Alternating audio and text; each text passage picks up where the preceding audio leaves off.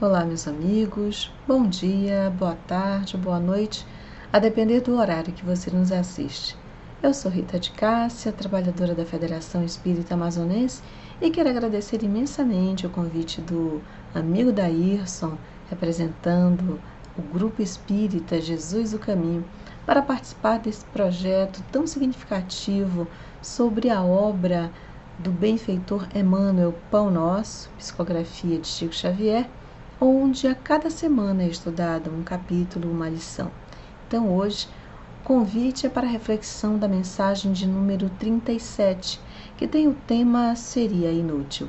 Mas antes de nós começarmos a mensagem, é importante fazermos algumas considerações sobre o que acontece um pouco antes da passagem que Emmanuel retira do Evangelho de João.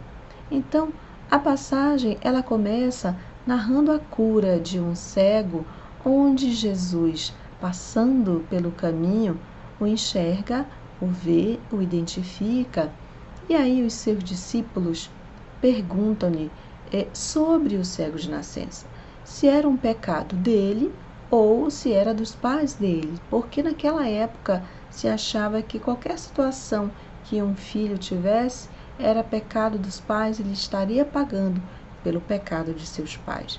E Jesus respondeu que nenhum dos dois era responsável por algum pecado, né? E que aquilo que estava ocorrendo era para que nele fossem manifestadas as obras de Deus.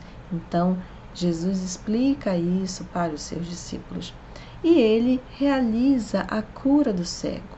Então, a partir do momento que ele elabora uma espécie de barro, juntando a saliva e o barro, ele aplica nos olhos do cego e ele vai até uma fonte que Jesus o recomendou e ele volta depois de banhar-se completamente curado.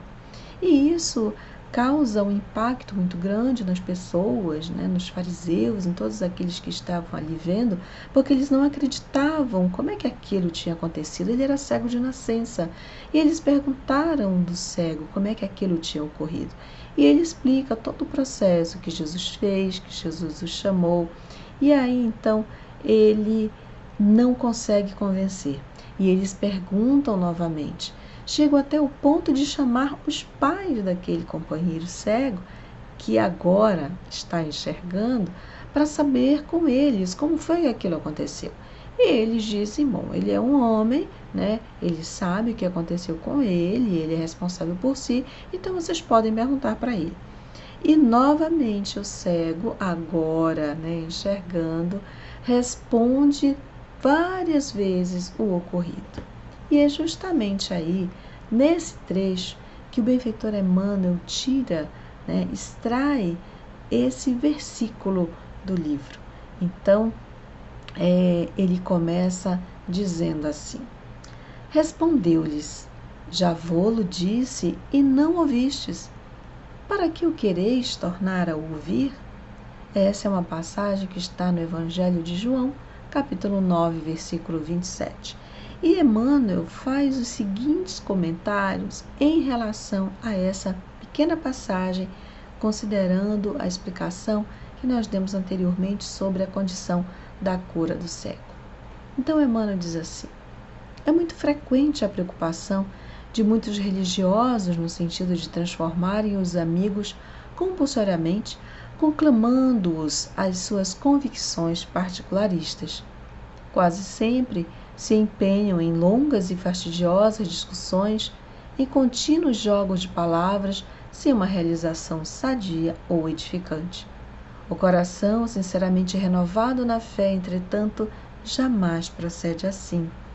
É indispensável diluir o prurido de superioridade que infesta o sentimento de grande parte dos aprendizes, tão logo se deixam conduzir a novos portos de conhecimento nas revelações gradativas da sabedoria divina, porque os discutidores de más inclinações se incumbem de interceptar-lhes a marcha. A resposta do cego de nascença aos judeus argutos e inquiridores é padrão ativo para os discípulos sinceros. Lógico que o seguidor de Jesus não negará um esclarecimento acerca do Mestre, mas se já explicou o assunto, se já tentou beneficiar o irmão mais próximo com os valores que o felicitam, sem atingir o alheio ao entendimento, para que discutir? Se um homem ouviu a verdade e não a compreendeu, fornece evidentes sinais de paralisia espiritual. Ser-lhe-á inútil, portanto, escutar repetições imediatas, porque ninguém enganará o tempo, e o sábio que desafiasse o ignorante rebaixar-se-ia ao título de insensato. Não percas, pois, as tuas horas através de elucidações minuciosas e repetidas, para quem não as pode entender. Antes que lhe sobrevenham no caminho o sol e a chuva, o fogo e a água da experiência. Tens 1000 recursos de trabalhar em favor de teu amigo sem provocá-lo ao teu modo de ser e à tua fé. Então, com isso, fica muito claro para todos nós que nós precisamos, então, sim, revelar a doutrina, sim, esclarecer as dúvidas, esclarecer as situações. Mas é preciso que nós possamos respeitar a condição do outro, que talvez ainda não nos entenda. E como ele coloca, aqueles que já aprenderam isso vão explicar, vão esclarecer, e acaso não seja compreendido, tenho certeza que ainda não é nesse momento que o companheiro vai acolher essa interpretação, essa explicação, esse entendimento. Então que nós, conhecedores agora da nova doutrina, da doutrina que esclarece, que fala da vida após a morte, que fala de reencarnação, da comunicação dos espíritos, sejamos nós, os benfeitores, esclarecendo no momento oportuno, porque senão, se o outro não está entendendo, se o outro não aceita, seria inútil perdermos esse tempo precioso falando várias e várias vezes.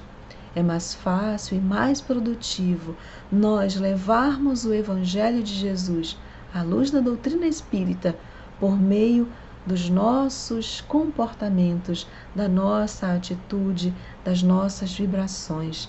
Aí sim nós estaremos testemunhando a mensagem do Cristo em nossas vidas, na sociedade, na nossa família, e sendo nós, cristãos, espíritas, levando então esse nosso testemunho. Não adianta querer que o outro seja espírita, o parente, o esposo, a esposa, o filho, os amigos. É importante que nós possamos converter o que já conhecemos em exemplos edificantes de amorosidade e fraternidade para os irmãos que estão conosco no caminho. E no momento certo, cada um vai expandir os seus horizontes, vai cair em si, e aí sim relembrar o ensinamento do Cristo, compreendendo agora à luz da doutrina espírita. Que Jesus abençoe a cada um de nós e que tenhamos um dia esplêndido, aproveitando as oportunidades de servir o Mestre, vivendo as suas mensagens. Até breve.